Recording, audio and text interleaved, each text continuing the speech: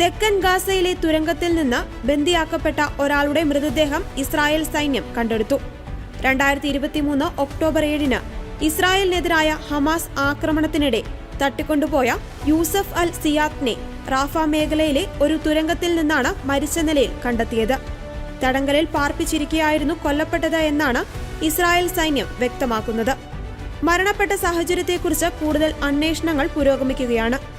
ഗാസയിൽ ഇപ്പോൾ 99 ബന്ദികൾ ഉണ്ടെന്നാണ് ഇസ്രായേൽ പറയുന്നത്.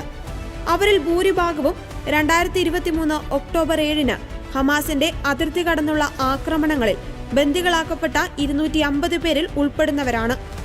ഗാസയിൽ ബന്ദികളാക്കിയവരിൽ ഡസൻ കണക്കിന് പേർ കൊല്ലപ്പെട്ടെന്ന റിപ്പോർട്ടുകളും പുറത്തുവരുന്നുണ്ട്. ബന്ദികളെ സംബന്ധിച്ച് ഇസ്രായേലും ഹമാസും ഖത്തറിൽ പരോക്ഷമായ ചർച്ചകൾ തുടരുകയാണ്. മാസങ്ങളായി ചർച്ചകൾ മുടങ്ങിക്കിടക്കുകയായിരുന്നു. ജനുവരി 20 തന്റെ സ്ഥാനാരോഹണത്തോടെ ബന്ദികളെ മോചിപ്പിച്ചില്ലെങ്കിൽ മധ്യപൂർവ്വ ദേശത്ത് എല്ലാ നരകങ്ങളും തകർക്കുമെന്ന് നിയുക്ത US പ്രസിഡന്റ് ഡൊണാൾഡ് ട്രംപ് താക്കീത് ചെയ്തതിന് പിന്നാലെയായിരുന്നു യൂസഫിന്റെ മൃതദേഹം ഇസ്രായേൽ സൈന്യം കണ്ടെടുത്തത്.